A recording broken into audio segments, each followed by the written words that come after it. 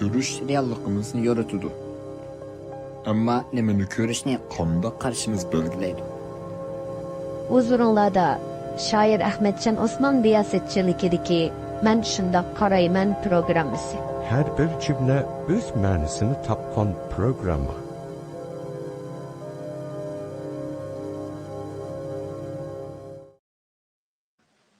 Assalamu alaikum. Hürmetli Abdülkerim Zahir Efendi. Yaxşımısınız?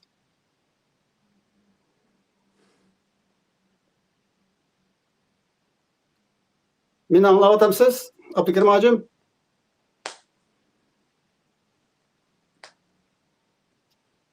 Meni anlatamsınız?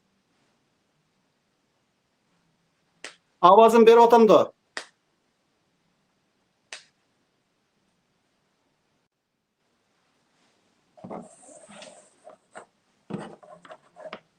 Avazım vardı mı?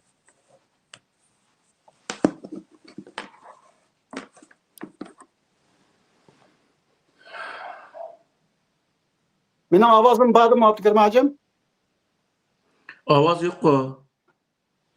Avaz yok mu? Benim avazımı anlamadınız mı? Ben sizin avazınızı anlamadım ha. Alo? Avaz yok. Avaz yok mu? Benim avazım... Sizin avazınızı anlamadım ben. Meninki yok mu?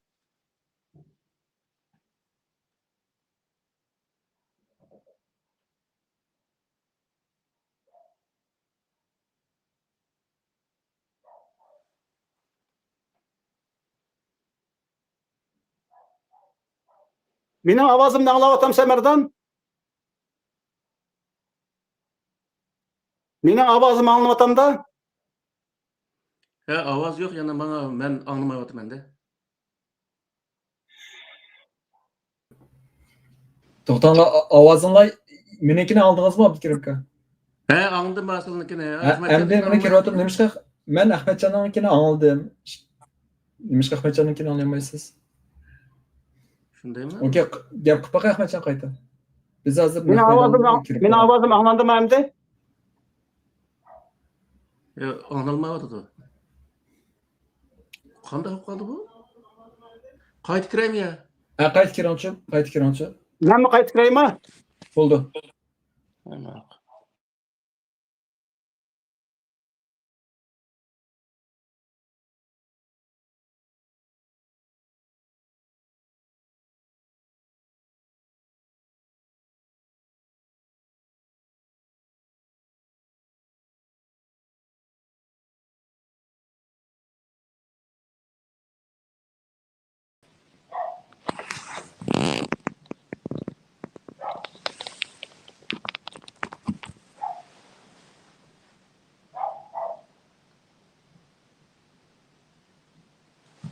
Alo?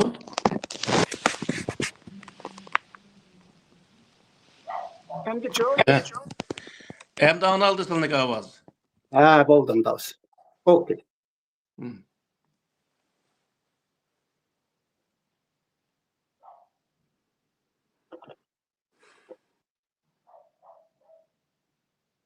Selamünaleyküm. Abdülkerim hacım. Aleykümselam. Sındaki avaları. Yaxşı. Allah'a şükür.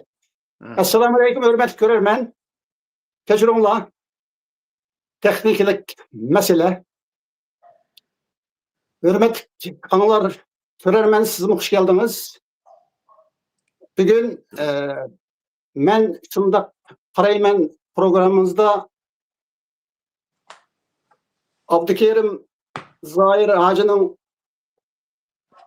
Kur'an ve onun tefsiriga qanday qaraydiganligiga qaraymiz. Oldi bilan men Abdülkerim hacimdan tefsir haqida savolimni boshlayman. Abdülkerim hacim Qur'onning tefsir qilinishi İslam tarixida qachon boshlandi? Assalamu alaikum dünyanın kaç aydır görmedik. Kerindaşlar, ben bir salam kılıp alayım aldı bilen. Ahmetcan'daki hazırki tefsir nemisi, hem de meniki isimde qeliş yazır, men tefsirge o tarihi qarta bir qaraş bolmadı mende. Ama şu hicreniki şu ağza tefsir deyimiz aldıdaki nemanın özüne kiyineki o məxsus şunda kitaplaştırılgan tefsirler bolgan. Hem ağza tefsirler zaten şu 150 200 yıldan keyin asta özü kılınışqa başlagan. Ama keyinki zamanlarda asta onun özüne şu kitaplaştırıp məxsus özü şu felsefe bilen her xil özü näsler bilen birleştirip onun özüne tefsir kılışqa başlagan. Ahırsa azadçılık kılınıp atıp desek boldu hemde. Demek Kur'an'ın tefsiri Hicriye, yani Muhammed Aleyhisselam ve sahabilerinin Mekke'den Medine'ye hicri kılgan yılidin tahminen 150-200 yıldan keyin başlandı diyeleyimiz. Men mo kögen kitaplarımda bu akta tahminen muşu yıllarını berdi. Yani 150-200 yıllardan keyin. Yani 2 eserden keyin tahminen deydi. Demek Kur'an tefsirinin ki başlanışı yine hadisinin, yani hadis ilminin, hadisini yığışının, toplaşının başlanışı bilen bir vakitte yüz bergen İslam tarihinde. Bu mu şundak ku? Şundak. Demek ki Kur'an'ın tefsiri Kur'an'ı 200 yıldan keyin tahminen yaki 150 yıldan keyin az degende tefsirleşki başladı Müslümanlar. Yaki İslam ölümaları muşu tefsirleş, Kur'an'da tefsirleş kandak metotlu boldu. Yani Kur'an'ın ayetlerini Kur'an'da eğitilgan manilerini asas kılıp mu yaki bulmasa Kur'an'daki manilerin şu devirdeki siyasi hakimiyetlerge mas keliş kelmesligi bilen münasebet boğan tarafı mı bağ mı? Aldı bilen sualimizni muş noktadan başlayalım. Bu nihayet güzel bir sual. Bunu aslında hem adam bilişki tigişlik bir mesele dep qarayman men. Bu Kur'an'daki özü derhal Peygamber Aleyhisselam vefat bolgandan keyin tefsir kılınmay, 4 halifenin zamanında tefsir kılınmay. Umayya sulalısındaki aldınqı devirlerde tefsir kılınmasının bütün sebepleri o zamanlarda o Kur'an'a çin eslip duruyatkan insanlar köptü. Onu dekiniz hakimiyet mi? Onu tazı tuluk kontrol qilib ketanmagan bir mezgilge to'g'ri keletdi. Shuning uchun uni bostırıp qo'yish arliqda uni andaq tefsir qilmay Qur'onni aynan o'zi o'qib turishning sababi bu bo'lgan. Keyin hamda Umayya sulolasi biroz putini yaxshi dastlab jamiyatni biroz kontrol ostiga olgandan keyin Hazrati Alini o'ltirib, uniki bolasi o'zi Husaynni o'ltirib degandek Makka Madinani vayron qilib bu yerda minglagan, 10 minglagan insonlarni o'ltirib, buni Harra voqeasi deydi. Ashuning o'zini qilib bo'lgandan keyin asosan u Umayya sulolasiga diniy sohada qarshi chiqqidek odamlarning o'zini qo'ymagan deyishga bo'ldi endi. Shundan boshlab endi hozir siz degandek, mush hadisi bilan bu tafsirniki Kur'an'ın tefsirinin kılınış zamanı biraz bir yüz bilen bir zaman qarak doğru keldi. Doğru kelişinin bütün sebepleri neymi degan vaqtida asasen Kur'an'daki özü doğru kelgan yerlerini jiq burmalab ketmagan. Şüphet qo'yib qo'ygan, ammo o'ziga to'g'ri kelmaydigan, o'ziniki shu chiqarmoqchi bo'lgan hukmlariga to'g'ri kelmaydigan yer bo'lib qolsa, uning o'zini yoki mansub qilib, nasix mansub degan bir ishlar var bu neminiki. Bunu ishlatgan. Uning o'rniga u hadis, ya'ni payg'ambar Alayhissalomga nisbat berilgan deganligi aniq bo'lmagan, qilganligi aniq bo'lmagan bir hikoyalarga bo'ysundirib Qur'onning o'zini ashning bilan o'ziniki shu jamiyatni kontrol qilishga uni ashnaqa o'zi nima qilib chiqqan endi. Shuning uchun Qur'onda Qur'onni tafsir qilish usulini asla o'zi qo'llanmagan. Masalan, Sura Hudniki 5-da shu 1-2 oyatda misol Elif Lam Ra kitabun uhkimat ayatuhu summa fussilat min ladun hakimin xabir Allah ta'budu illallah innani lakum minhu nazirun va bashir degan mush oyatning o'zidimi? U faqatli Qur'oni Karim tafsili bayon qilinish Alloh tarafdan bo'lganligini, uni boshqa bir insonlar uni tafsillashtirinishniki faqatli bo'lmaydiganligini, agar shunday bo'lib qolgan taqdirda boshqa insonniki fikri u Qur'onga kirib qolgan vaqtida insonlar u boshqa bir insonniki yani fikriga amal qilib qolganligi, u vaqtda Allohniki buyrug'iniki g'ayriga, ya'ni boshqa bir narsaga itoat qilib qolish kelib chiqadiganligini bayon qilib qo'yadi buni deydi.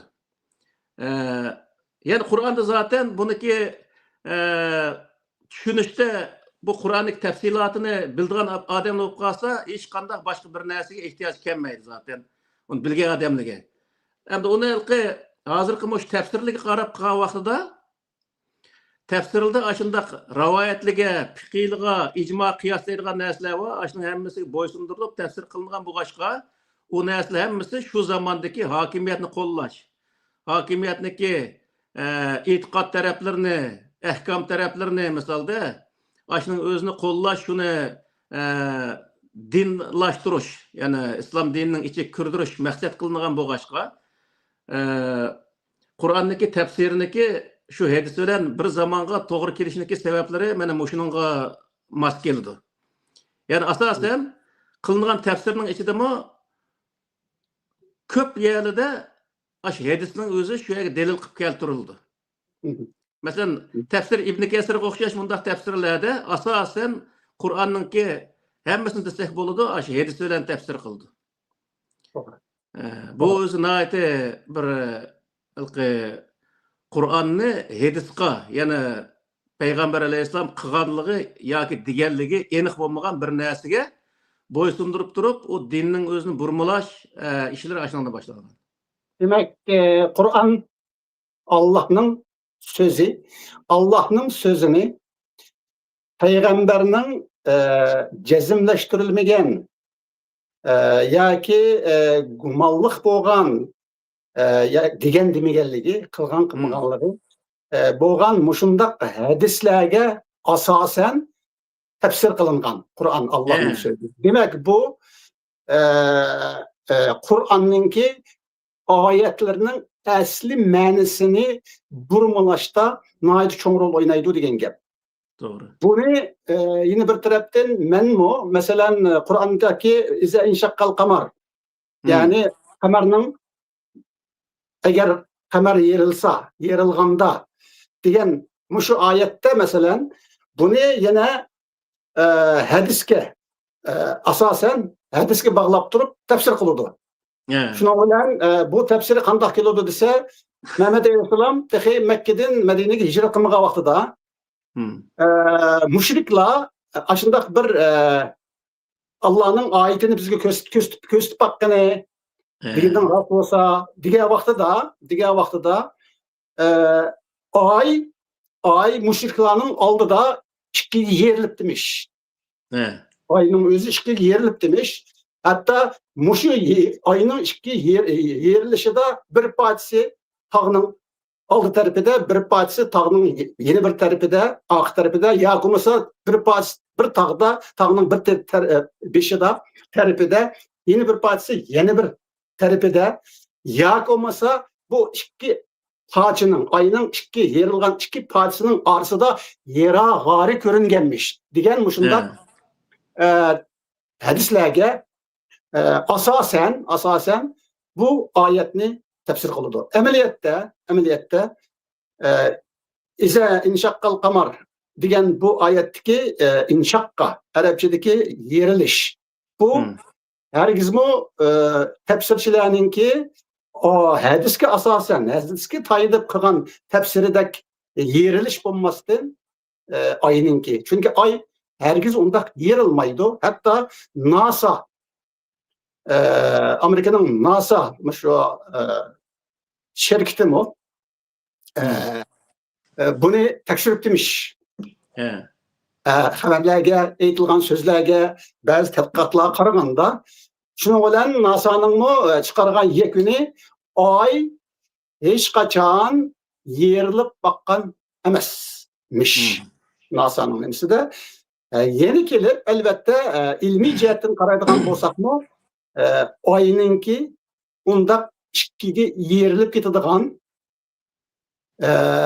anından keyin yine cüptüş bir bop kaladigan bundaq möcüze, menimçe bu hergiz ilahi möcüze emas ve yoki bu peygamberning möcüzesi emas, bu bir hurafat endi. Şuna ize inşakkal kamar, eğer ay yerilse yoki ay yerilganda degan bu ayetteki ayının yerilişi fakat tuncu kündeki ay. Yani tuncu kündeki ay deyimiz bir yılalsızlıkçı oldu. Yani nur kapkaranlıkның içinde muşundak bir sızık, yılalsızlık yerik, nur yerik görünür. Şuna demekçi, lekin bunu Kur'an tefsirçileri muşundak şekilde hadisке asaslan tefsir kılgan. Bunun bilen şunu cezimleştiriş buludu. Kur'an'ınki muşu ayetteki ve muşu ayetlerdeki tefsiri demek Kur'an'ın asli manisiga zid keladi degan gapda. Elbette. Andaki o sındaki ama onu doğru keladi. Yani bir taraftan bu eğer yerilse kıyamet boğa vakti bütün öz kainat hüküm talkan boğa bolduğan bolsa şu vakti yerildiğanlığını bildirdi misalda. İnşakka degenin özü ötken zaman bolsumu Arapniki gramatikası da muzari mutahakkul vukuni mazi lafzil keltiriş degan bir kaidesi var. Bundan keyin muqarrar bo'ladigan narsani bol degan özü usulda keltirgan bir kaidesi var. Şunun asasen yerildi degenin özü aşı kıyamet boğa vaxtida o yerildi o cezmen. Yani hemen nas hüküm talkan boğa vaxtida kıyamet bol degan Kur'an'da ayet var ya şunu to'g'ri keldi degan gap endi. To'g'ri. Ama asla o Peygamber Aleyhisselam qo'lini manda qilgan sehrgarga o'xshashdi uni ikkiga bo'lib unda mo'jiza ko'rsatgan hech qanday bir narsa yo'q. O Peygamber Aleyhisselam qilingan bir haqorat qo'shish bir narsa u. Misol. To'g'ri. To'g'ri. Qur'onda mesela bu sehrgar, bu o'zi sarang, bu majnun, bu shoir degan nurg'ulg'an Peygamber Aleyhisselam haqorat qilgan narsalar bor.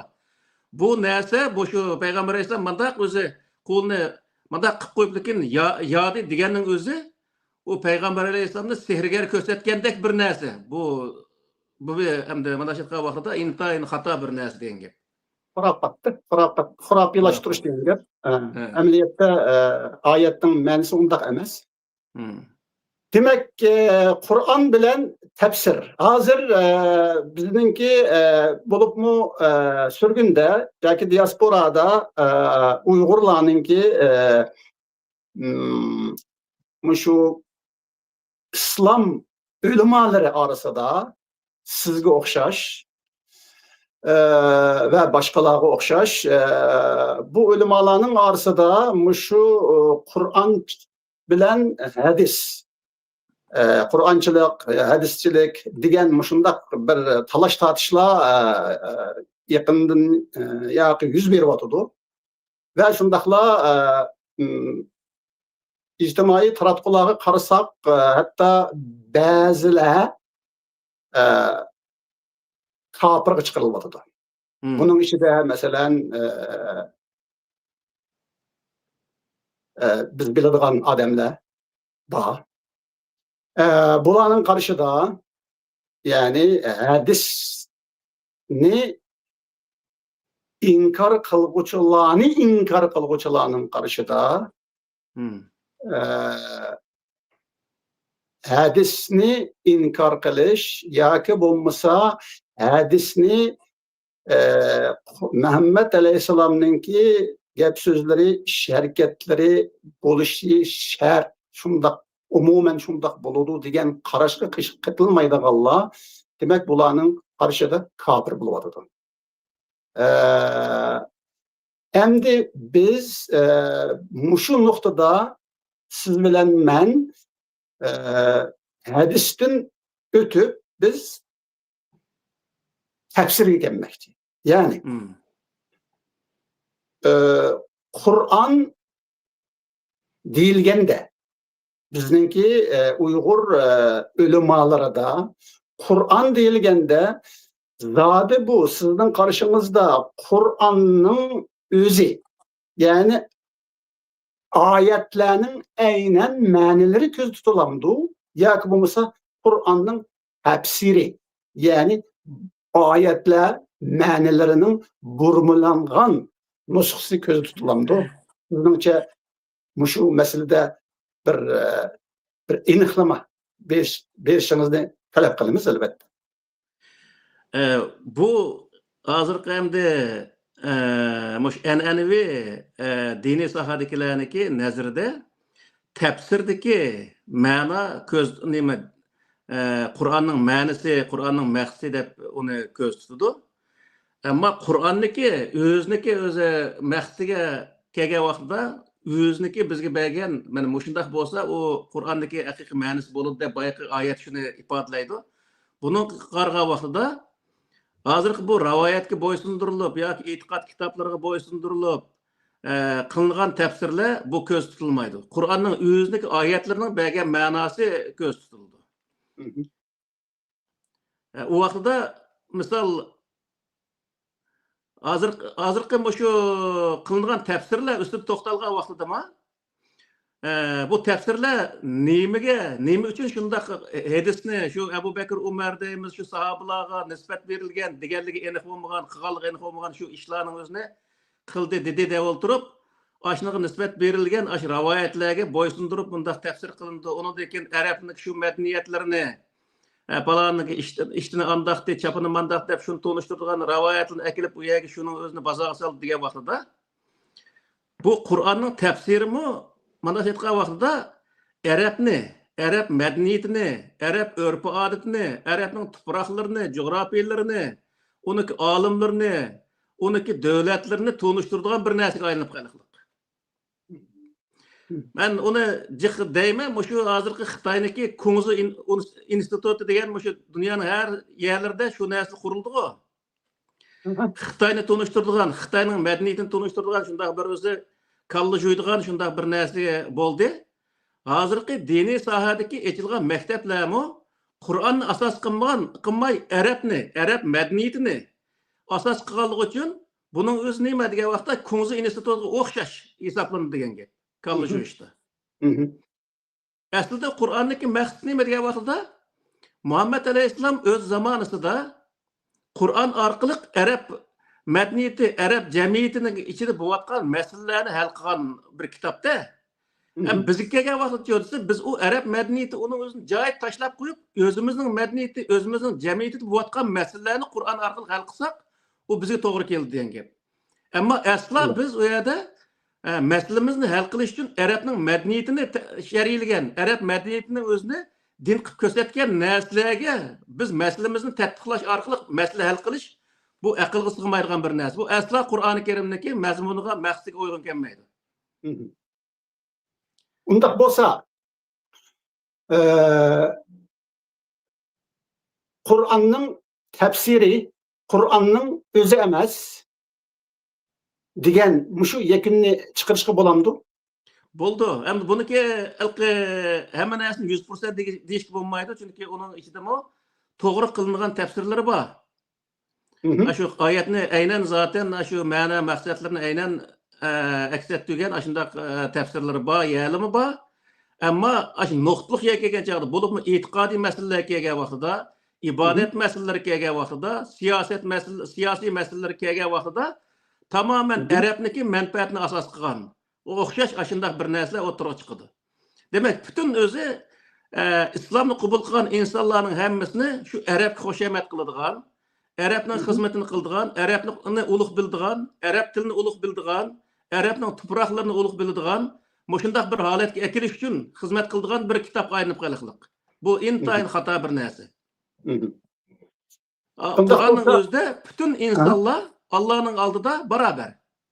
Hech birisi mayli arab so'zlasin, mayli uyg'urcha so'zlasin, uniki o'zi undaq so'zlashi, boshqa millat bo'lishi, uniki Allohning oldida hech qanday o'z egiz pastlikni ifodalamaydi degan gap.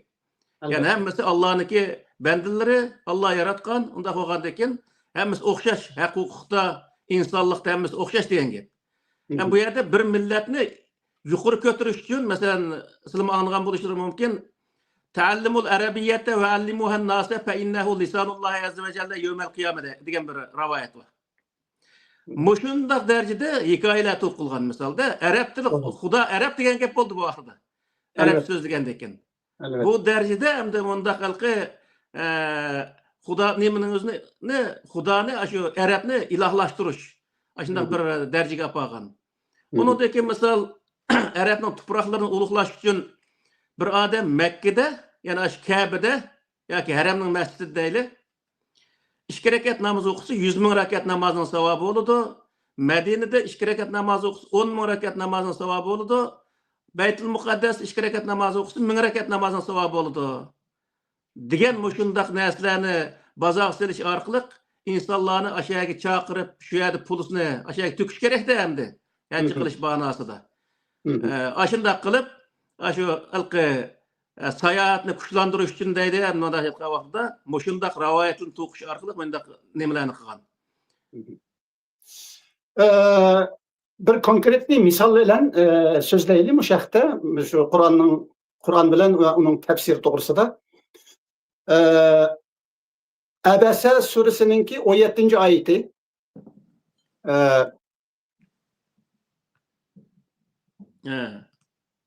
Qutilal insanu ma akfara degan oyat. Bu oyatninki biz so'zma-so'z tarjima qilsak, inson o'ldirildi, nima degan ishonmasa. Bu so'zma-so'z tarjimasi Qur'onninki, mush oyatninki. Endi buni biz Uyg'urchaga Uyg'urchasiga qarasak, mushu oyatning Uyg'urchasiga qarasak, uni kim o Muhammad Solih Damollam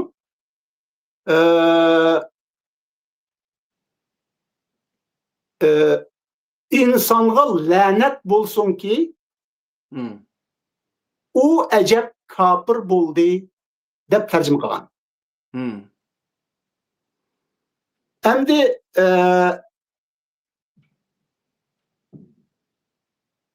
Arabcha nusxasidan men hozir so'zma-so'z qilgan tarjima bilan hech qachon men aralashmadim bu tarjimaga.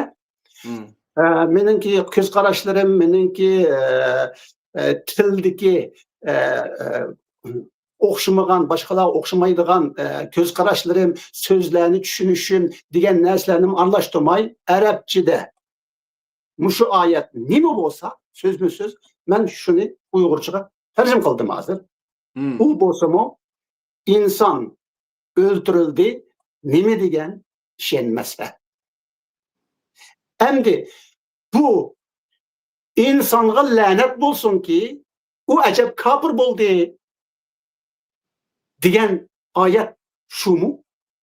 Masalan, hozir endi Uyg'urchadagi mushu oyat bilan Qur'onning asli nusxasi arabchadagi oyatga qarasak, ikkisi tamamen ikki ma'no, o'xshamaydigan ikki ma'no. Shundaq bo'lganda, albatta Muhammad Solih Damollam bu oyatni tarjima qilgan vaqtida hargizmi o'zi shundaq tushunganligi uchun tarjima qilmagan. Balki uni Qur'onning tarixdan buyon ta hozirgi kelgacha yoki toki Muhammad Solih Damollam Qur'onni Uyg'urchaga tarjima qilgan kungacha bo'lgan tafsirlarninki o'rtaqligiga asosan, bu oyatga bo'lgan o'rtaqligiga asosan tafsirni tarjima qilgan. Yani Muhammed Salih Damollam'ın bu tercümesi demek Kur'an'ın tercümesi emas, Abese suresinin 17. ayetinin tercümesi emas, belki şu ayetin tefsirinin tercümesi diyelim. Elbette. Bu Endi ayet bu aslında Hı hı. bu ayet aslında bu nemini bildirip dese insanı kafir kılgan nese insanın kalbini öldürdüğanlığını bildirgen bir mana çıkıdı bu ayetçi. Hı hı. Kutilel insanu diyenin özümü insan öldürüldü. Yani bu halkı bay diyen okşaş. Yani insan öldürüldü. Neymi diyen vaxtda ma ekbere. O insanı kafir kılgan nese. Hı hı. İnsanı kafir kılgan nese insanın kalbini öldürdü diyen gep boldu. Hı hı. Hı hı. Onu apırıp andaki lanet kıl. Hem de Allah Taala'nın insanga bir kuch yetmeydigan bir zat olmagandaki onun lanet kılış kılışkanda hacet kalmaydı. Doğru deysiz, doğru deysiz. Elbette. Aşının Elbette. okşaşlar mesela Tebbet suresi başlaq. Tebbet ya da Bileheb'nin özünü Ebu Leheb'nin iki kol kurup gelsin. Xuda hem de turup o Ebu Leheb'ke lanet kılış kılışkanda hacet yok misalda. Hı hı. Bu yerda Ebu Leheb'nin vakaligini bayan kılıp Ebu Leheb'nin muş kılgan işleri onu halak kılıdı diyen gep oldu da.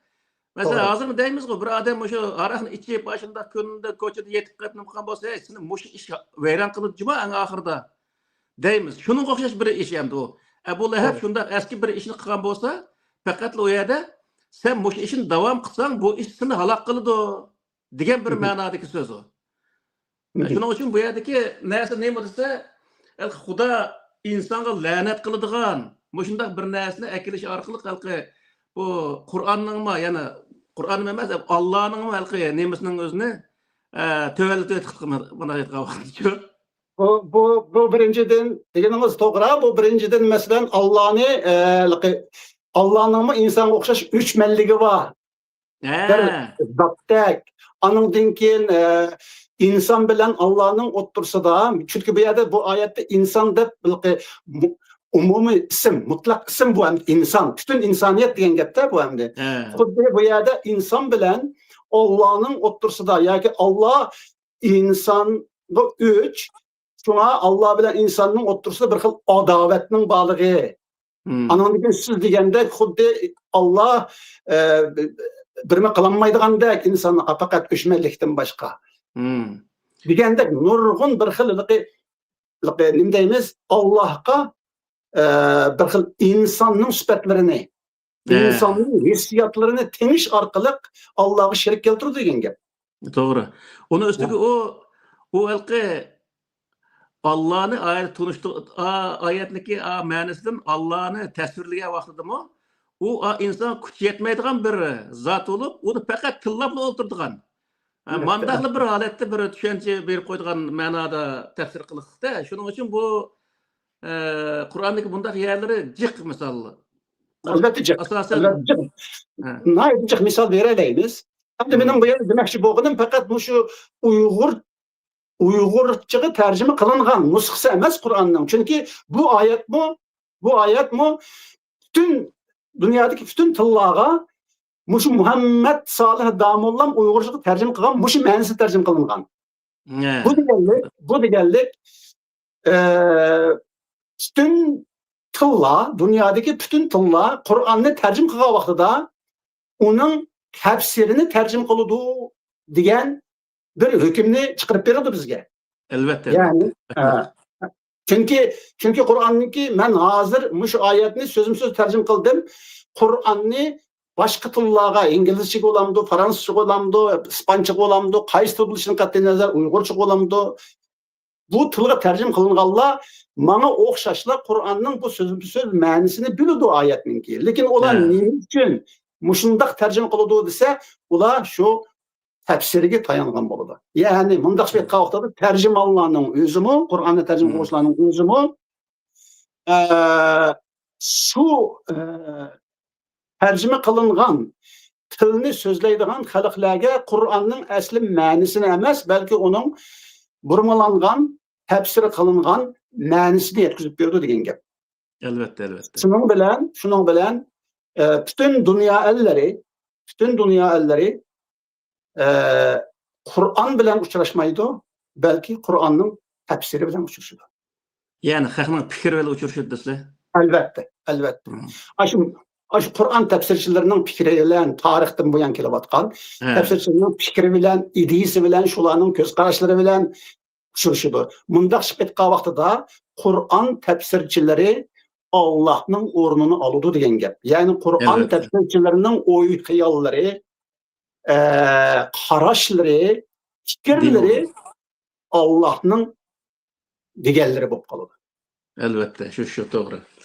Hem muşu ma'nidin elip aytgan vaqtimizda Kur'an hadisga asosan tefsir qilinganligi uchun ve şundaqla siz eskatgandek Arap milli ini ve medeniyeti asasen yoki til nima deymiz tundurmisiga asasen tercüme qilinganligi uchun tefsir qilinganligi uchun demek Kur'an hadisga o'xshash, tefsirga o'xshash bir ideologiya demasakmi, bir e'tiqod emas. Şuna tefsirden ve hadisden keladigan e'tiqodimiz menimcha Kur'an'dan keladigan e'tiqodimizga o'xshamaydi.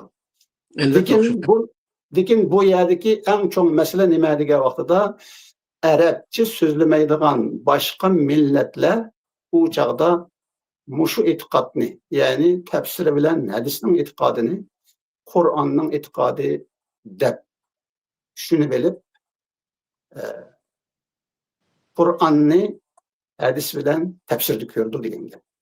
Muşu menimcha sizlarning, yani sizge o'xshash bizning ulamolarimiz bilen başka şu hadis ve tefsirge tayindigan ulamolarımızın o'rtasidagi ixtiloflarninki asosiy yoki ochiqishliq nuqtasimikin deb o'ylayman. Elbette. Şuna muşu meseleni ko'rarmanlarning oldida bir hal qilishga yoki bo'lmasa bir oydinlashtirishga tegishli bir masala bo'lganligi uchun bugun men shunda qarayman programmasiga taklif qilib mushu nuqtada to'xtalishni muvofiq ko'rdim. Şuna biz yana biraz burun aytganga o'xshash konkretni misollar bilan yana suhbatimizni, dialogimizni davomlashtirib mangayli. Mesela ikinci bir ayet Fecr suresinin 27. ayeti 27, 28, 29, 30 4 ayet. Lekin hem de bunun asaslık noktalık mesele 27. ayeti de mesela ya eyyatuhan nefsul mutmainne İrci'i ila rabbiki radiyeten irci'i ila rabbiki radiyeten mardiye fedhuli fi ibadi vedhuli cenneti. Bu şu 4 ayet. Lekin biz hazır şu birinci ayetiga qarasak, mesela ya eyyatuhan nefsul mutmainne.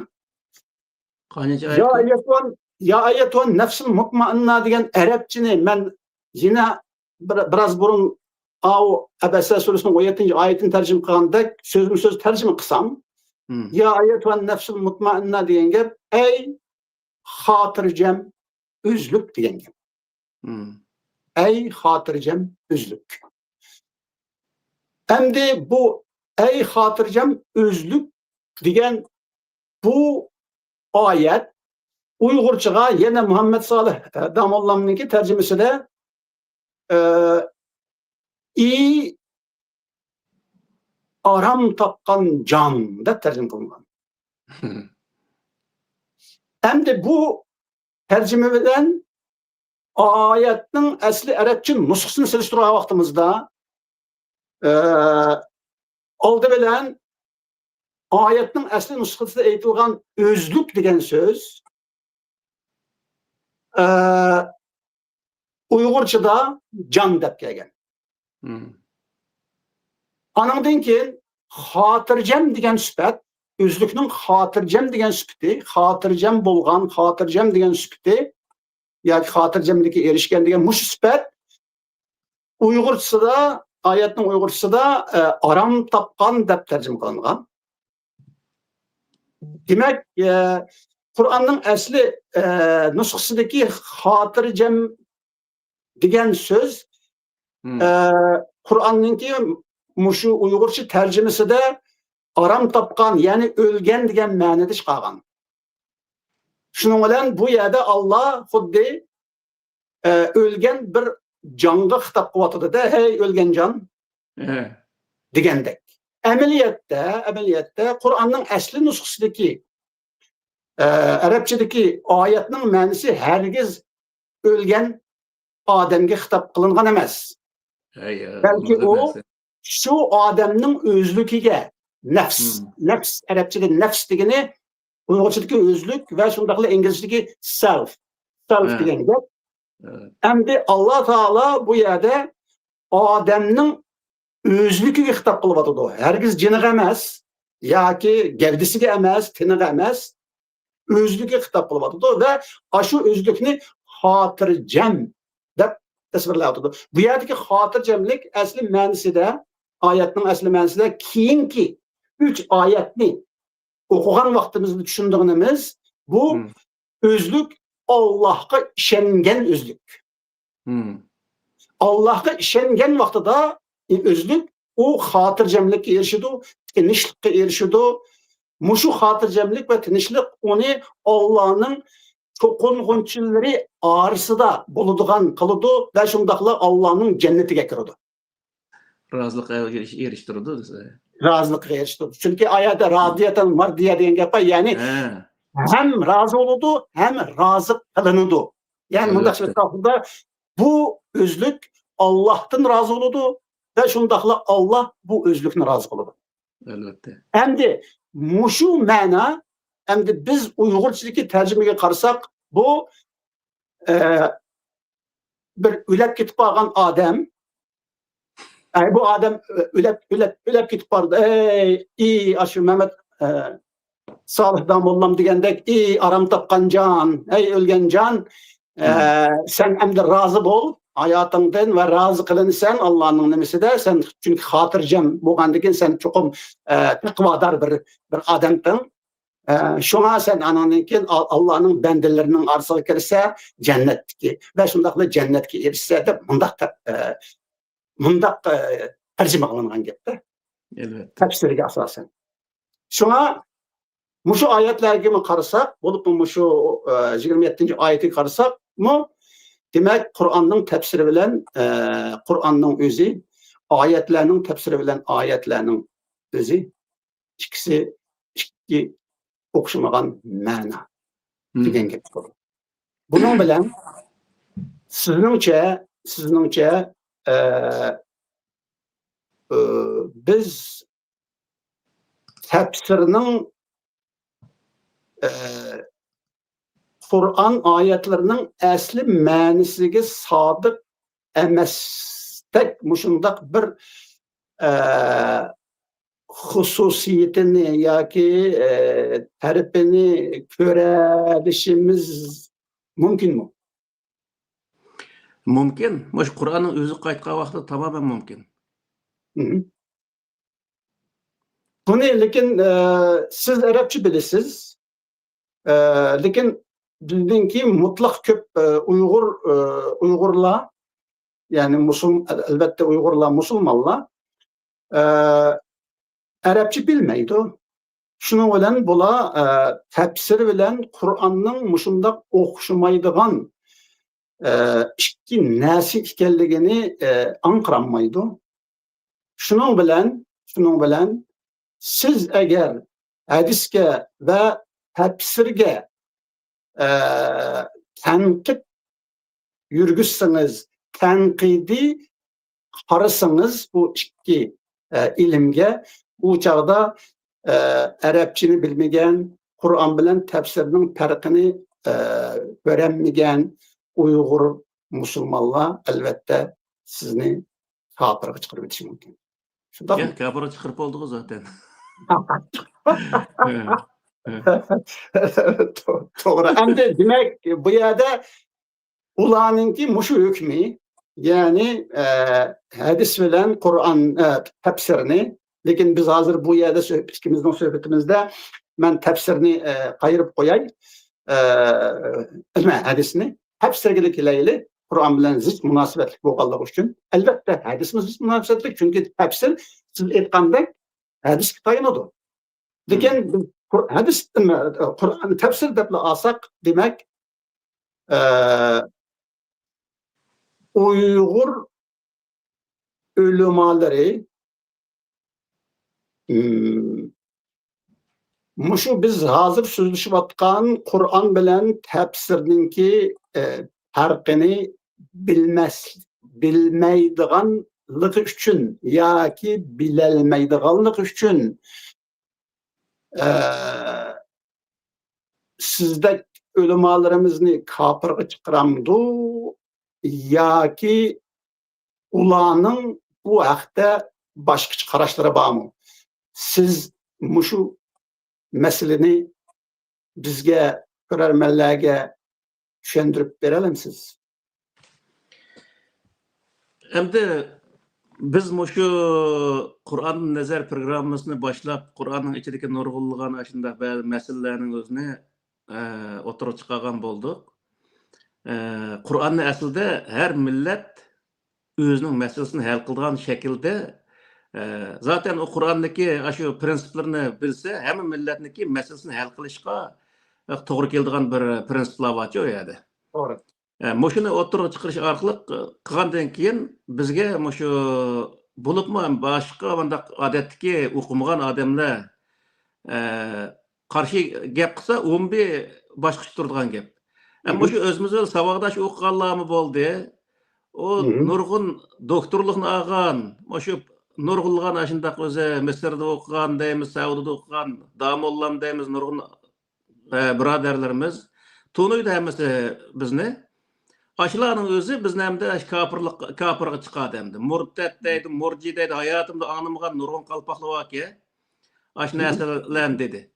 Aslında hem de alim bolsa, o özünü alim dep isavulgan dekin, to'xtab turay bu birga kelib mush masalani zot bu millat qanday foydali bir ishni qila olamiz deb hammamiz birga kelib bu masalani o'rtaq bir muzokara qilgan bo'lsak u vaqtida misol men bir ba'zi masalalarning o'zini bu yerda so'zliginim bilan undaq mukammal so'zlab ketishim notayin u yerda nurg'un o'zi aloqalarimiz do'stlarimiz bo'lgan vaqtida hammamiz har tarafini o'tirib qo'ygan vaqtda mukammal bir o'zi tushuncha hosil bo'ldi bir masalacho.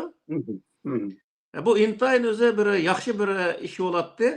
Men ashuni necha qatim taklif qildim, lekin buningga ular undaq nimani undaq bir javobni bermadi. Hattoki shu kafir murtad deyishdan boshqa bir gapni qilmadi. Hamda ularga nurun qatim dedim bu Qur'oni Karimning ichida yoki bo'lmaydi.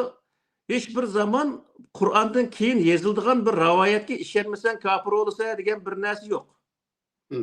Yani Muhammed Aleyhisselam ve onun sahabeleri hakkında yazılgan neslerge işlenmesen kafir olsa aşınağım iman etip onu mavu İslam'a yamap o İslam'ın özünü tuluqlaşın gerek diyen doğruluk hiç qanday bir gap yok. Hatta ki Kur'an'ı mükemmel kıldım aşınağım esilsanlar doğru yolda mangan boluslar dep o çıkı bayan kalıqlıq misalda. Doğru. Hem de müşkilimiz bir şey bir nesinin esketip ötey analikin davamlaştıran mesela Muaviye bin Abi Sufyan'ın mı sahabideydi. Şundak mı? Doğru. Lekin Muaviye bin Abi Sufyan Hazreti Ali'ye karşı çıkıp o bir Müslümanların halifesi, 4. halife. Halifeye karşı çıkıp isyan götürüp siyasi özgürlük yüzbe yüzüp anandan keyin qurolli qalda siz biraz burun esketkendek bizning programımızın başlanışında bütün Hazreti Ali ve onun aile tavabatlarını öldürüp ve Hazreti Ali'ninki nima deymiz, yaqinlarini o'ltaganni o'ltirib, pag'laganni pag'lab, shunda qilgandan keyin, anandan keyin hech qachon mirosxo'rlik bilan bo'lmaydigan hokimiyatni islomda mirosxo'rlik aylandi. Ya'ni hokimiyatni o'zining bolalariga miros qo'ydi, miros qildi. Demak, mushu sahoba, agar sahobalarga agishimiz desak, u chaqda biz bu ikki sahobaning qaysiga agishimiz? Hazreti Ali bilan Muaviyaning. Masalan, Hazreti Ali Abu Bakrga o'xshash, Umarga o'xshash, Osmonga o'xshash hargiz hokimiyatni bolalariga miros qoldirmagan. Lekin Muaviya ibn Abi Sufyan bolalariga miros qoldirdi. Undaq bo'lganda mushu hokimiyat va uning qandaq yetkilishi, kuchi to'g'risida u sho'ro bilan yetkilamdi, ko'chamdi, yoki bo'lmasa mirosxo'rlik bilan yetkilamdi, ko'chamdi degan mushu nuqtada biz bu ikki sahobaning qaysiga agishimiz kerak? Hazreti Ali'niki nimasiga, Hazreti Ali'ni o'zi to'g'ri deb qarashimiz kerak unikini. Chunki Qur'oni Karimda nima deydi degan vaqtda Qur'onda omonatni ahliga beringlar degan oyat bor. To'g'ri.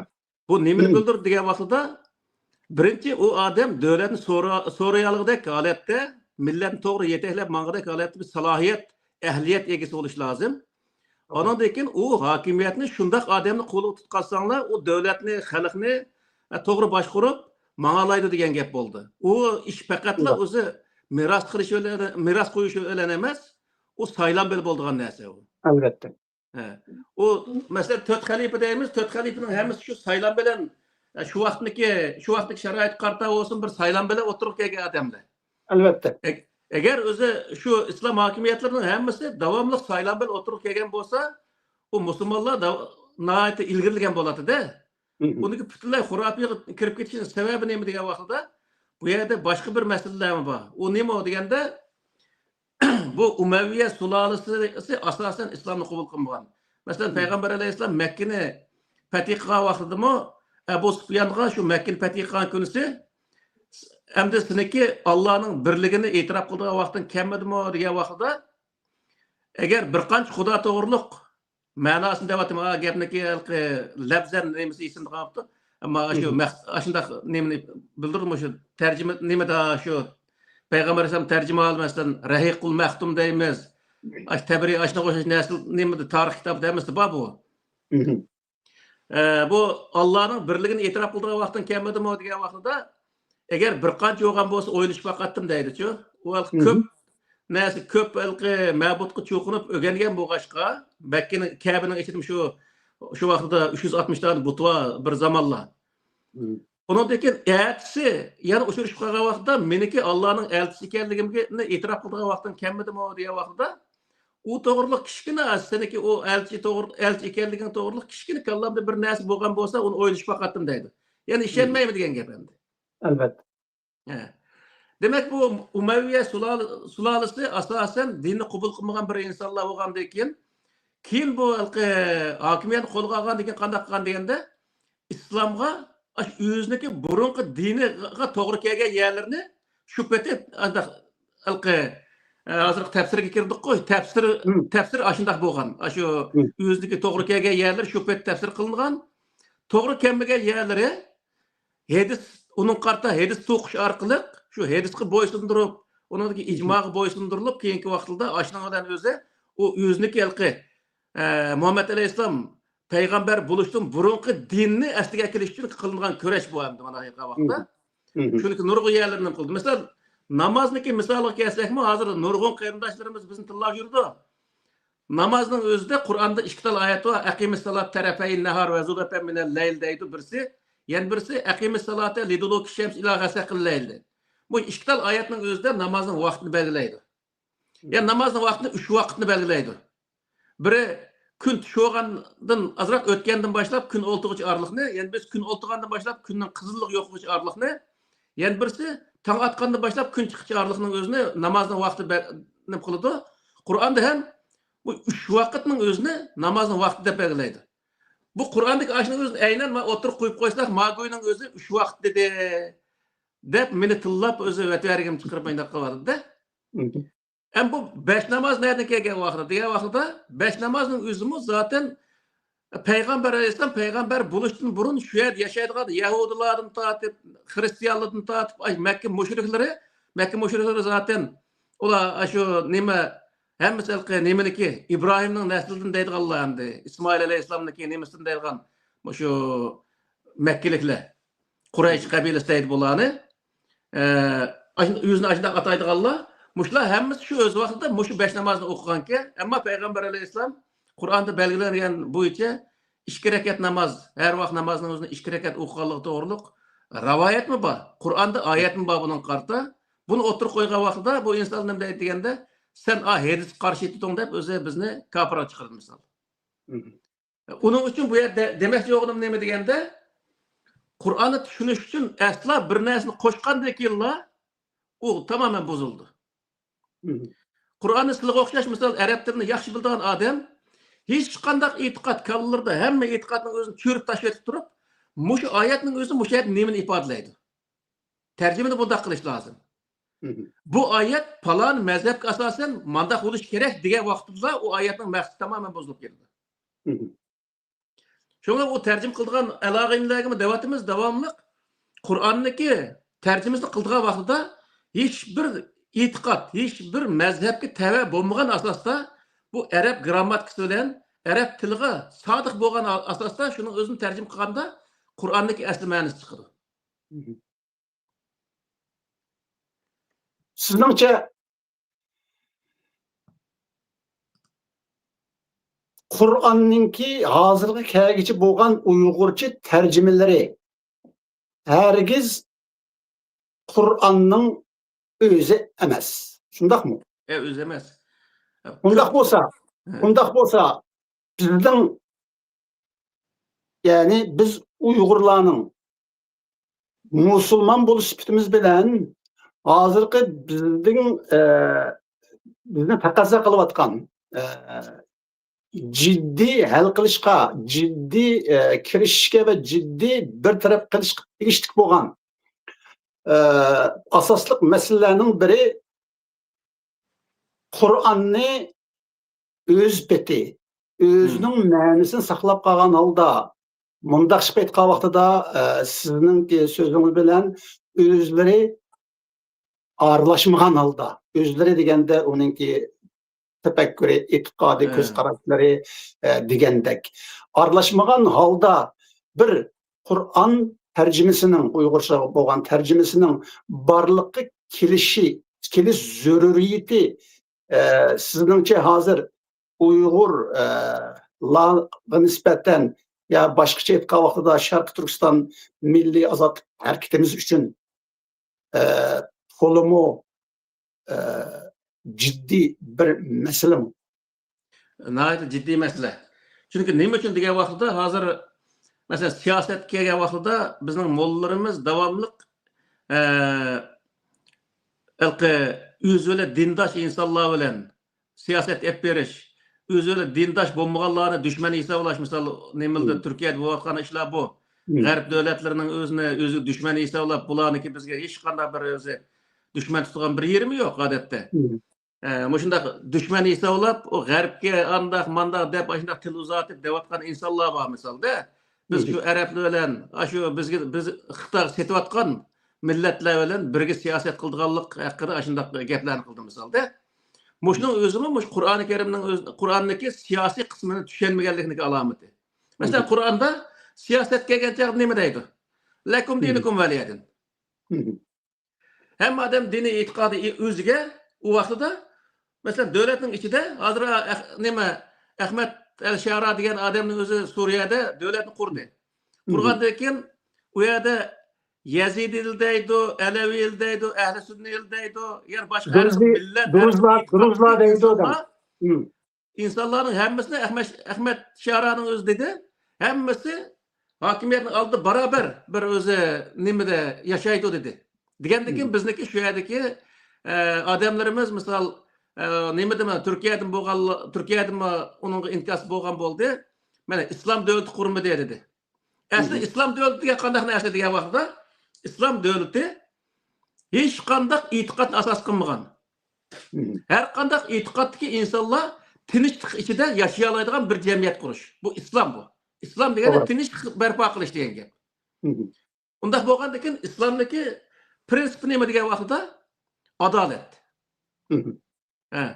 Adolat aslida butun o'zi shu territoriyadagi, shu davlatning territoriyasi ichidagi insonlar adolat oldida hammasi barobar yashay oladigan. U qaysi mazhabda bo'lsin, qaysi o'zi millat bo'lsin, qanday rangda bo'lsin, qat'iy nazar bu tam payg'ambar alayhissalomniki Makka fathigacha so'zlagan so'zga to'g'ri keldi. Hammamiz inson, hammamiz odamning bolalari, odam laydan yaratilgan. Bu nimani bildirdi degan vaqtda biz hammamiz o'xshash inson, mayli qari olayli, oq olayli, boy olayli, kambag'al olayli, olim bo'layli, johil olayli, hammamiz o'z o'xshash inson, adolat oldida hammamiz insondek, hammamiz o'xshash yashashimiz kerak degan ma'noni bildirdi. İslam bir tüzüm bo'lganligi uchun buning maqsadimiz zaten bir hamma odam barobar yashay oladigan, bir odam o'zining e'tiqodi sababli yana bir odamga dushmanlik saqlamaydigan. Mening e'tiqodim o'zimning shaxsiy ishi, ya'ni Alloh va o'zimning orasidagi ish. İbadetim şu Allah ve özümün arasındaki iş, yani bir adam bilan hech qanday aloqasi yo'q. Degan bu holatda yashayoladigan bunday bir jamiyatni qurish bu islomdagi prinsipi. Uning uchun payg'ambar alayhissalom gapning oxirisi Abu Sufyanning o'zini nima o'ltirmadi shu payg'ambar alayhissalomni e'tirof qilmagan, Xudoni e'tirof qilmagan bir odam nima o'ltirmadi degan vaqtda islomdagi prinsipini, ya'ni hammamiz adolat oldi barobar yashaymiz degan bu prinsipni qabul qilganligi uchun payg'ambar alayhissalom sizning dining vaqt e'tiqoding o'zanga mana bu tinchlikda barobar yashaymiz deganda qabul qildi. Hatta nayet meşhur bir söz var. Hem de elbette biz Mehmet Aleyhisselam'a nispet kılıngan her kandak sözlerge karı koyup işenmeyimiz. Lekin şurada bozumu şu münasebet bilen men şu sözünü eslep ötey Muhammed Aleyhisselam'ın şu vakıda Mekke'nin fethi kılganda Muhammed Aleyhisselam'ın digini hatta men dehale beyte Ebu Sufyan fehuve amin. Yani kimki Ebu Sufyan'ın uyuga kirse onunla tinchlik bo'ladi. Yani onunla tigilmaydi, onunla chiqilmaydi, o aman eson qoladi degan gap. To'g'ri. Demak, qarang mana Abu Sufyandek mushriklarning katta ishi. Bütün şu İslam tarixida aşı vaqtidagi Muhammed Aleyhisselam'ın davridagi nimizde Mekke fethi bo'lishdan burun va keyin shunda qatta jazmlashtirgili bo'ldi. Muhammed Aleyhisselam'a onun sabdaşlarına karşı çıkan eşeddi karşılığını bildirgen ve ulağa ziyan zahmet yetkizgen aşında bir adamga deyilip atkan gapte bu aşının uyga kirgen adam saqqalıdı deyilgan. Demek siz degeninizde elbette İslamiyet aynı vaxtıda yani Muhammed Aleyhisselam ve tört Raşid halifeler vaxtıda elbette İslam cemiyeti bu hakiki beraberlikning, adolatning ve tinchlikning jamiyatida.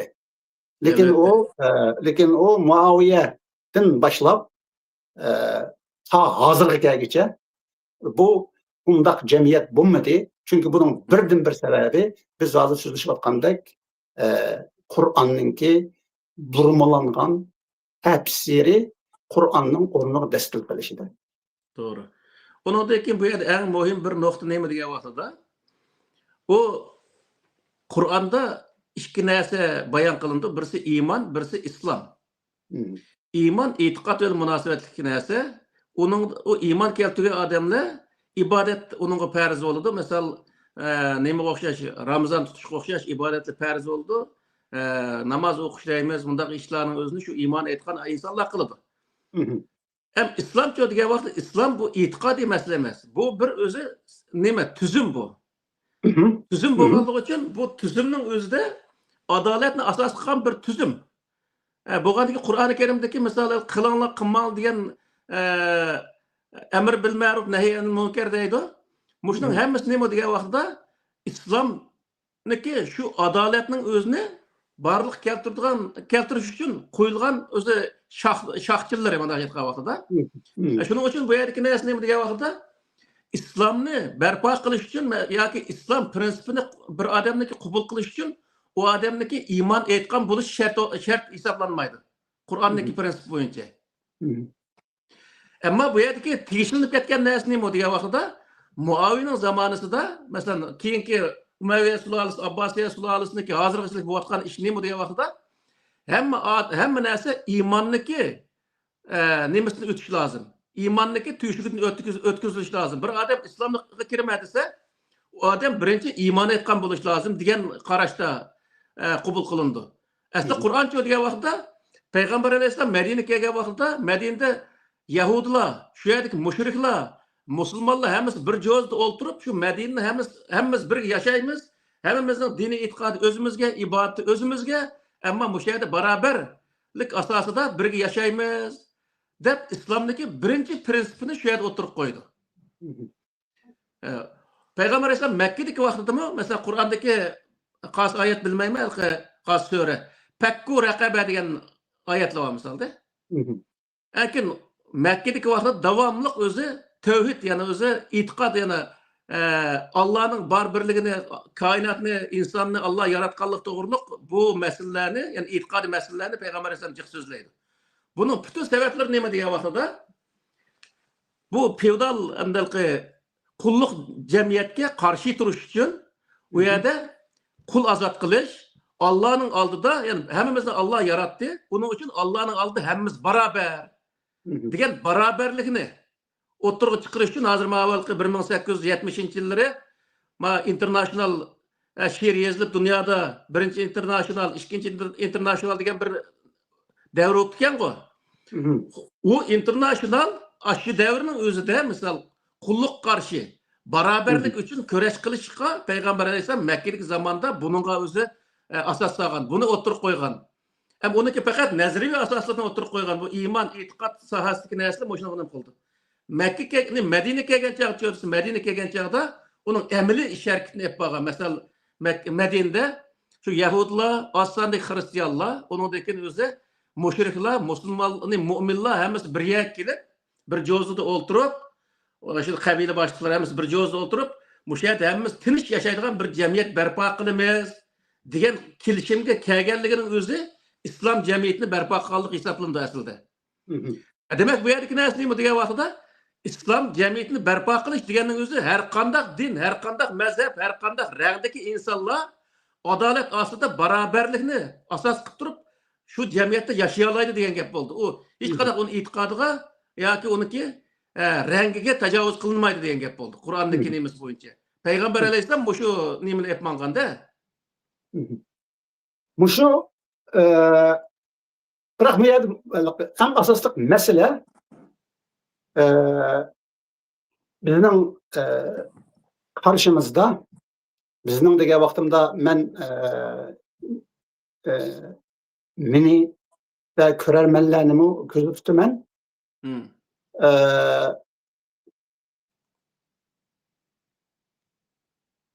Ulamalar ve şundaqlar dini ulamalar ve şundaqlar keng musulmon ammasi Uyg'urlarning Qur'onni emas, Qur'onning tafsirini manba qiladi ko'z qarashlarida, hükümlerinde, yekullarida. Şuna bula asaslangan manba hata bo'lgan bo'ladi. Elbette, elbette. Şuna endi bula Qur'onninki o'zini biraz burun biz aytgandek bilmaydi. O'qiyanmaydi, çünkü Arapça bilmaydi. Köpüncüsü. Hatta bilgenlermi mesela bizninki ulamalarımızın arasında köpüncüsü özünün tilini, özünün ana tilini, yani Uygur tilini yaxşı bilmeydi. Bunda kadem herkesime başka bir tilini yaxşı bilip ketemeydi. Şunda bu vaxtda o azaraq Arapça ügünvağını bilen yanala Qur'onninki asli ma'nisini Qur'onni o'qib tushunolmaydi. Bunda ahvolasi da demek biz Uygur musulmonlarininki oldi bilan tafsirini manba qiladigan mushu prinsipini yoki bo'lmasa mushu odatini o'zgartirishimizga to'g'ri keladi. Shu vaqtida anandan keyin ular sizga o'xshash ulamolarimizningki nima deyotganligini ondan tushunalaydi deb qarayman. Shunga mening nazarimda biz Uyg'urlar Qur'onni siz biraz burun eskartib o'tganga o'xshash barliq ulamolar va shundaqla arabchini yaxshi biladigan bizningki tilshunoslarimiz, tarjimonlarimiz ketilgan holda meningcha Qur'onni qayta bir tarjima qilib chiqish zarurati bordek. Bo'lmasa bizningki hozirgi to'qinishimiz masalan hech bo'lmaganda Qur'onchi hadisni inkor qiluvchi, Qur'onni inkor qiluvchi bo'ladi. Yoki bo'lmasa hadisga ishonguvchi xurafiy u Qur'onga ishonmagan bo'ladi deydigan bütün shunday qarama-qarshi qarashlarning oldini olish uchun va ichimizdagi mushu diniy ziddiyatni oldini olish uchun va e'tiqodiy, aqidaviy ziddiyatlarning oldini olish uchun menimcha mushu masalani o'ttirg'a qo'yish kerak ekan. Bu albatta sizga o'xshash ulamolarimiz tarafidan mushu ekran orqali tashabbus qilinsa menimcha yaxshi bo'ladi deb qarayman. Shuna sizdan so'rayotgan yerim shu. Ben burun deb kelyapman, yana o'zi shuni takrorlayman. Qarindoshlarimizga nurg'unlagan doktorlik unvoni va universitetlarda diniy dars berayotgan shundaq katta olimlarimiz va arab tilini nihoyat yaxshi bilganlar var. Ammo shu qarindoshlarimiz shu Qur'onning matnisini qo'lga olib turib, tafsir ishkisini qilgan taqdirda tafsirni matnisiga bo'ysunadigan asos tushunishi lozim. Har qanday vaqtda tafsir asos bo'lmasligi Qur'onning matnisi asos bo'lishi lozim. Bir rivoyatni akagan taqdirda, bir hadisni akagan vaqtida u hadisning o'zi Qur'oni Karimning shu mazmuni to'g'ri keladi ekanmi, buni bayqash lozim. Asla o Qur'onniki oyatlarini o hadislarga bo'ysundirmasligi lozim. Agar o'z Qur'onga to'g'ri kelmasa, uni u hadis emas deb tashlasa bo'laveradi. Masalan, bu shu usul fiqhida bir nimba, bir hadis var. Peygamber Aleyhisselam mendan keyin nurg'unlagan hadislar rivoyat qilinadi. Agar shunda rivoyatlar qilingan vaqtida uni siz Qur'oni Karimga to'g'rilanglar deydi. Agar Qur'onga to'g'ri kelsa, uning to'g'riligini qabul qilinglar. Agar u to'g'ri kelmasa, uni rad qilinglar deydi. Bu yerki narsa nima degan vaqtida nurg'unlagan hadislar bor, zaten Qur'onniki mazmuni to'g'ri keladigan yerlari bor. Uni biz asla xato demaymiz. Masalan, odatda bir odam sizga o'xshash, menga o'xshash, ya yermisiga o'xshash bir odam gap qilsa-mu, u gap Qur'oni Karimga to'g'ri kelsa, u to'g'ri u narsa. U to'g'rini o'zini to'g'ri demaydigan hech qanday asosimiz yo'q. Ammo to'g'ri kelmaydiganning o'zini yig'ib to'shab, buni Payg'ambar alayhisolamning hadisi deb o'tirib, bundaq qilqi deyish, u Payg'ambar alayhisolamni bo'xton chaplagan, dinga o'zi haqorat qilgan, dinga buzg'unchilik qilgan bu hisoblanadi. Uni aytgan vaqtida. Shuning uchun bu nurg'unlagan shu arablarniki ashundaq narsalar orlashib ketganligi uchun bu dunyoda musulmonlarniki hech qanday ishini hal qila olmaydigan bir holat tushib qoldi Qur'onchi. O'z vaqtida arablarni bir yerga to'plagan, davlat qurgudek bir holatga kelgan bir kitob bugungi kunga kelgancha davlat qurgan bir millatni vayron qilib. Misol, bizniki ajdodlarimiz Qur'on, islomni qabul qilishdan burun davlat demak imperiya qurgan bir millat. U islomni qabul qilgandan keyin hozir nima bo'ldi degan vaqtida mahalga tushdi. Chunki nima ish degan vaqtida bu Qur'on emas, hozirgi bizniki ne qilayotgan yerimiz. Tamam, bay degan o'xshash uniki to'g'ri o'zi tarjima qilingan yerlarim bor. Asosiy nuqtaliq yerlari u nihoyatda xato tarjima qilingan ya xata tefsir kılınan aşağı yerler vardı. Şunun için bunu da dini alimlerimiz her kandak şart asıda Kur'an'ın metnisini asas kılışı, onun mezmunu eğer düşünemiz Kur'an zaten yüzdeydi.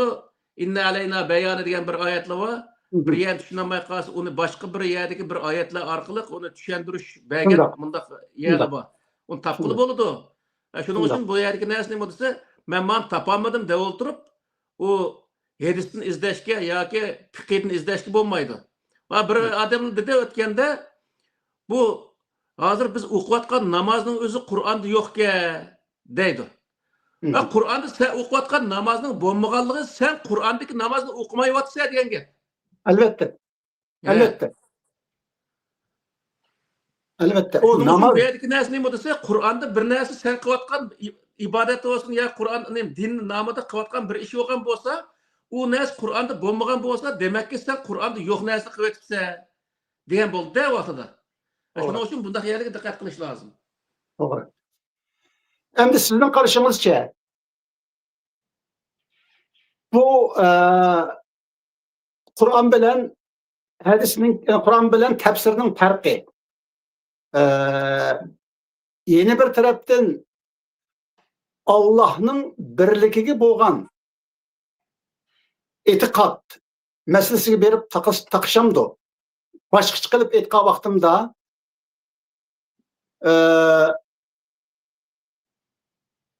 Kur'an'daki bazı ayetler tevhid hakkında buludu.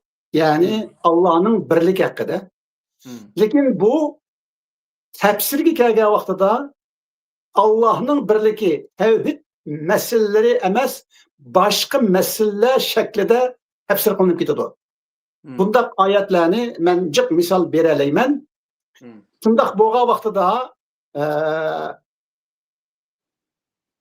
tefsirninki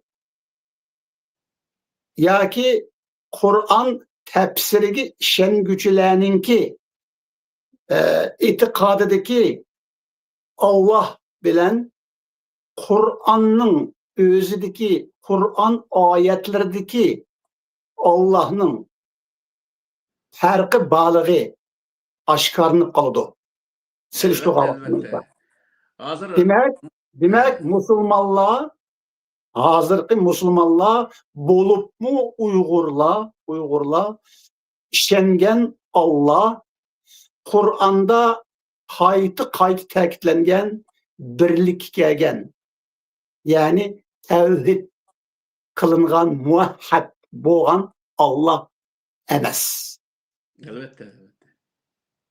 Endi muşni ekranımızda desek elbette bununla sizin karşınız gerek buludu ve bayan kılınışı gerek oldu. Eğer muşnak değilse o çağda Kur'an'ın tefsirige Kur'an şeklinde işengen ulemalarımız o çağda ulanınki tesavvurdaki ulanınki itikadideki Allah Allah'a şirk keltirilgen nasip oldu ki herkes Allah emas.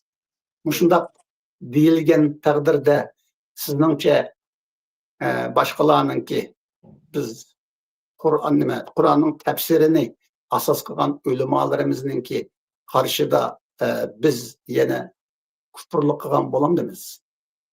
Onların aşında düşündüğallı ba. Ama doğru düşündüğallım ba. Men alaqılışıp durma, nurgun yaxşı uqqan dostlarımız var, yaxşı alimler ba. Oturup çıkmaklık faqatla. Ama nayet yaxşı düşünceleri hindaqlar ba ama. İnşallah hemmesini mendaq oturup çıkıp, haqni oturup çıkırışqa kirişishini men ümit qilib bulaniki. Aslındaki bu degan gaplar nayet bek muhim bir söz. Çünkü biz Kur'an arqılıq tuğungan Allah hazırkı mavu en'enevi dindeki düşündüğün Allah bilen arlıkta neyme kandak farkı var diye vaqtda bu en'enevi dinde düşündüğün Allah bir insanların akısı bir mesela meni aqam bir juvaş yumşaq bir adam manganda neyme işki bursam şunun özüne anı qila, mani qila men ish ko'rib o'ynaygan shunday bir odamga o'xshash bundaq tushuntirdi. Misal bir ishni qilmay qolib qolsa darhallika xudo ani qilib mani qilib beradi, xuddi xudo u odam qazdaga o'xshash. Ashuni o'zini ham Qur'on-chi degan vaqtda Qur'on u yerda agar ashunda Qur'onda bor bu oyatlar misol Rabbana atina fid dunya hasana va fil oxirati hasana va qina azabannar degan oyat bor. Uni oldida Rabbana atina fid dunya hasana va ma lahu fil oxirati min xalaq. Rabbana atina fid dunya hasana va fil oxirati hasana va qina azabannar degan oyat tugagandan keyin ulayki lahum mimma kasabu deydi. Qur'on. Bu nimani bildirdi degan vaqtda dunyo oxiratni tilgan odamlarga, Xudo ani va ma'naviyat tilgan odamlarga Alloh nima deydi? Hamma odam o'zining qilgan ishiga loyiq netinchi qazindi. Demak bu yer nima degan vaqtda mendan tilab o'ltirmay qil ishning o'zini. Bu ishni qilsang, sen ashning o'zini topa olaysan deydi. Allohdan biz o'zimizniki narsa so'raydigan narsa nima degan vaqtda bir xatolik o'tkazgan bo'lsa, xatolikning o'zini, ya'ni Alloh qilgan bir ibodat va kaza sohada bir xatolik o'tkazgan bo'lsak, Xudo mush sohada men o'tkazgan xatoligim bo'lib qolsa, ashni kechirgan deb Xudoga o'zi buni kechirim so'rash, u o'zi yo'l qo'yilgan. Qur'onda vastagfirhu innahu kana tawwaba degan oyat bor misolda. Ammo asla bir ishni qilib dish u Qur'onda yo'l qo'yilgan ish emas. Yani o işin neydi? Xudo Qur'onning o'zi javob beribdi. Sen o'zing qilsa deydi. Misol. Şu oyatda bu narsa nima degan vaqtda jumali kirsak, mush Turkning jamisida yomon nima qildi? Nimalqi Sur Jumadagi bir oyatni o'qiydi. Sallu alayhi va sallimu taslima degan bir oyat bor. Ya ayyuhallazina amanu sallu alayhi va sallimu taslima degan oyat bor. Aş ayeti o'qigandan keyin imomning o'zi shapida o'qib lekin oqidan Allohumma salli ala sayyidina degan ashuni o'qiydi. Bu ikkisi bir-biriga qarama-qarshi narsalar. Masalan oyatda Alloh va malaiklar innalloha va malaikatahu yusalluna alan nabiy ya ayyuhallazina amanu sallu alayhi va sallimu taslima degan oyatning o'zi Allohning elchisi nima? Allohniki nima? Malaiklar Peygamberge yardım kıldı. Sizlermi ey müminler peygamberge yardım kılınlar deb yardım kılışının özünü tavsiye kılıvadı. Yani Allah qanday yardım kıldı? Kitap beriş arqali yardım kıldı misalda. Hem sizler onunla qolunda kelgan yardım kılınlar dese, ahırsa imam nima deydi dese, Allohumma salli ala sayyidina deydi. U nima bildirdi dese, Xudo sizlar yardım kılınlar devatgan vaqtning o'zida sen yardım kıl deb Allohning ish qo'ydi. To'g'ri. Yani muşluğun o'xshash naytelqi jiq Qur'ondagi maqsadga uygun kelmaydigan rivoyat deb o'zi to'qigan mushundaq narsalar bor. Bu o'zi insonlarni, ya'ni bo'libmi musulmonlarni tilab o'ltiradigan, bir ishga o'zi rag'bat qilmaydigan, boshqa turmaydigan, bundaq bir parazitga aylanib qolishga sabab bo'lgan narsalar jiq mushning ichida. Shuning uchun bu yerdagi Qur'ondagi shundaq oyatni tushungan vaqtda dünyadaki işlerinin hemmesinin özünü insanların özü kıldıqanlığı. Hiçbir zaman Allah qilib bermaydiganlığı. Bunun özü Kur'an'da bayan kıldı. Bir ayet var. Ve elleyse lil insan illa ma sa'a degan ayetler misalda insan nima tirisi shuni nima qiladi degan. Demak bu yerdagi narsa faqat bir ishni qilish jarayonida Alloh taolaning ko'rsatmasi bo'yicha qilsa bo'ldi. Ammo Alloh qilib berdi deb vatanni Alloh ozod qilib berdi. Bizni Xitoyning zulmidan Alloh qutuldirdi. Deb o'zimiz yetishning o'zi bu o'zi nayet eg'ir o'zi jinoyat Allohga o'zi bir Allohning diniga tuhmat qanday bir narsa bu-chu. Allah'ın hata düşünüş de ne? Allah'ın hata düşünüş. Evet. Mesela bir ayet var. Her kandak bir kavim özünü özgertmeyince Allah ulanı özgertmeydi o kavimini özgertmeydi degen. O kaviminki mesela bu neme degen gap siz hazır bayan kıp ötkenge okşaşla aldı bilen Uygurla özünü özgertiş gerek. Anın dinkin ulanın özünü özgertkenligi bilen ulanınki bütün şaraitleri, bütün imkaniyetleri, bütün meseleleri özgürdü degen gapti. Doğru. O ayetin özüme İnnallaha la yugayyiru ma bi qawmin hatta yugayyiru ma bi anfusihim. Bu ayet aslında tercüm kılışma nəhayət bir xata tercüm kılınıb ketken go. Allah hech qanday qavmni o'zgartmaydi deb o'zgartmaydi. Hattoki insonlar o'zini o'zi o'zgartirdi degan tarjima qilinsa, u vaqtda oyatning mazmuniga to'g'ri keldi. To'g'ri. Bu yerda narsa nima degan? Allah hech qanday qavm bilan ishi yo'q degan gap. Zaten Bu kitob yerdagi- berdi, hamma narsani o'zini yaratib berdi, bo'ldi, Allohning vazifasi tugadi. Ama qolgan ishni degan vaqtda o'zini o'zgartirish va kaza o'zining hayotini o'zgartirish, o'ziniki madaniyatini o'zgartirish, hamma narsani o'zi nima desa, insonning o'zini qo'lidagi ish, o'zi tirishsa uni o'zgartira oladi degan gap bo'ldi yani. Albatta.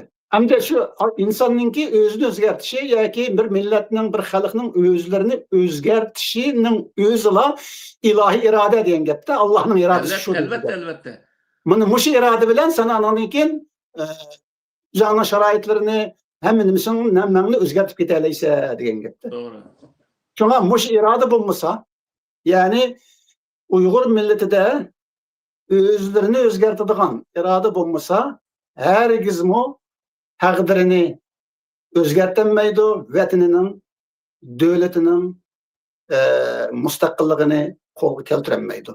Bu yanala o'zini o'zgartirish bilan munosabatlik. Shunga hozir Uyg'urlar faqat shu Qur'onning tafsirini Qur'onning o'zi deb qarashning o'zimi bularning o'zlarini o'zgartirmaydiganligining ifodasi bo'ldi. Albatta. Shuning bilan ular o'zining taqdirini o'zgartirmaydi degan. Shunga ular bizni o'zgartirdigani faqat Allah o'zgartirlaydi, shunga Allohga duo qilaylik deblam o'tirdigan gapda. Demak, bu yerda butun qarash xato, metod xato, tushunish xato, hatto Allohga bo'lgan e'tiqodimi xato, chunki u haqiqiy rost Allohga emas, yolg'on batıl Allah'a e'tiqod qilyotdi degan gap. To'g'ri. Oxirida Abdukerim Zohir efendi Uyg'urlarninki diniy sohasida hozir bo'libmi mushu ciddi vaziyetimizde, hozirgi ciddi vaziyetimizde taxlanib kelayotgan eng asosli mesele nima sizce? Diniy masalaimizda saqlanib kelayotgan eng og'ir masala shu boya degan so'z shu deb o'ylayman. Shu o'zimizniki Qur'on orqali o'zimizning milliy manfaatini yoki milliy masalamizni hal qila olmaslik, faqat uni arabniki masalasiga selishtirish orqali hal qilish yo'llarini izlash. Bu nihoyatda xato bir izlanish. Mana mushu masala hozir bizniki diniy masalaning ichida eng og'ir masala bo'lyapti. Agar biz shu arabniki metodidan chiqib ketgan vaqtda, Qur'onning metodiga kirgan vaqtida tamamen o'zimizning milliy masalasiga kira olamiz degan gap. Uni to'g'ri hal qilish yo'llarini topa olamiz degan gap. Shuning uchun bu yerdagi bu dindorlarimizniki o'tkazayotgan xatoligi, masalan Abu Bakr, Umar shu zamonlarda qilgan ish harakatlarga Sharq Turkiston xalqiniki ishini selishtirish orqali, ularni kiygan arabni kiygan kiyim-kechaklarga Sharq Turkiston xalqini kiygan kiyimlarini selishtirish orqali diniy masalani hal qilish bir metod hozirlab olganligi bu o'z nihoyat xato bir metod deb qarayman men. Uning uchun masalani hal qilishda Qur'ondagi prinsiplarga esilish lozim. Asla o qilingan ishlarga, ya'ni ijroatga esilmaslik lozim. Buni men shu o'zimizning programmamizdami payg'ambar to'g'riliq to'xtalgan vaqtida jiq dedim. U payg'ambar alayhissalomniki Qur'oni Karimniki shu Qur'oni Karimning prinsiplarini ijro qilgan ijroati hozirgi vaqtda bizniki ijroatimiz to'g'ri kelmaydi. Shu vaqtdagi arab jamiyati, shu vaqtdagi arab madaniyatida bo'layotgan, arab jamiyati bo'layotgan masalalarni hal qilgan bir ish. Xolos. Ammo u ijroatni akilib, hozirgi vaqtda Sharq Turkistondagi masalasini u ijroatga selishtirish orqali hech qanday masala hal qilishga mumkin emas. Faqat bu yerdagi biz bilish deyish narsa nima degan vaqtda Qur'ondagi metod, ya'ni Muhammad alayhissalom qaysi metod, qaysi prinsipga esilish orqali masalani hal qildi. Biz şu prinsipga eslashimiz lazım. Asla o neminiki qilgan ishiga esilmasligimiz lazım. Çünkü bunun delili nima degan vaqtda Peygamber aleyhisselamı o'zidan burun o'tgan payg'ambarlarning hech qanday ishiga esilgan emas. Ya'ni Musa palana turtega chiqib mandaq ishni qilibdi-ki, men shunday qilay. İbrahim butxonaga kirib butun cheqayotibdi-ki, men Kabening ichiga kirib lekin hozirlik butun cheqayotay deb qaramlarchi bunday ishni qilgan emas. Uni chaqirgan vaqti kelgancha chaqqan payg'ambar alayhissalom. Shuning uchun bu yerki masala nima degan vaqtida alqi misol Türkiye'nin jiq bildi haq Türkiye'nin asas kanunu Mustafa Kemal'ın zamanında hazırlangan bolsa Mustafa Kemal şu zamandaki ishki tashqi vaziyat qarta qonunni ijro qilgan bolsa hozir Tayyip Erdo'g'an uning o'xshamaydigan bir yo'l bo'yicha o qonunni ijro qilyapti. Nima uchun degan vaqtda o qonun o'zgarmasimi yo prinsip o'zgarmasimi, lekin uni ijro qiladigan sharoit ishki tashqi vaziyat o'zgarib turdi. Shu vaziyat qarta ish tutgan gap. Uning uchun bu yerda Payg'ambar alayhissalom o sahobalar qilgan ishlarni hozirgi vaqtda o'zimizga ulgu qilish o bir xato bir narsa bo'ldi degan gap. Qur'ondagi shu metodni tutsak, Payg'ambar alayhissalom ijro qilgan yo'l shu yerda bizga hozirlandi degan gap. Bu bir narsani eskartdi menga hamda Abduz Mahsumninki ayoli bilan o'tirib tushgan bir rasmi esimga kelib qoldi sizning bu so'zingizdan. Uningda ayolininki ayoli yog'liqni Uyg'ur qadisida Uyg'urcha oqidan chigib mundaq chekkan yog'liq. Masalan hozirgi bizningki ulamolarimiz menimcha Abduzxon Mahsumninki ayolining mushu yog'liq chigishini ayiblashi mumkin deb qarayman. Çünkü o haqiqiy islom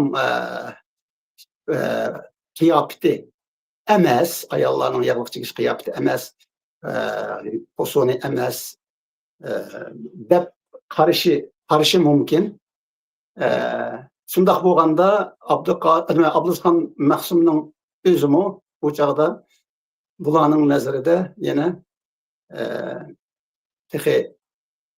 iymoni to'lmagan, taqvodor bo'lmagan bir musulmon bo'lib qoldi-da. Albatta. Demak, bu hozir misol Abduqodir Damollam degan andaq olim mandaq olim deydi-ku. Abduqodir Damollamni o'ltirayotgan odamlar hozirgi mollaga o'xshash odamlar. To'g'ri. Agar Abduqodir Damollam hozirgi zamonda bo'lib, shu zamondagi shu ilm fanga bo'lgan shunday qilgan nimani o'zini so'zlab qilsa, hozir nurg'un molla shunga qarshi chiqqan bo'ladi. To'g'ri. Yo'q bo'lgandan keyin ham uni andaq deb maqtaydi, lekin shu shunday masalandi. Çok rahmet sizge, hürmetlik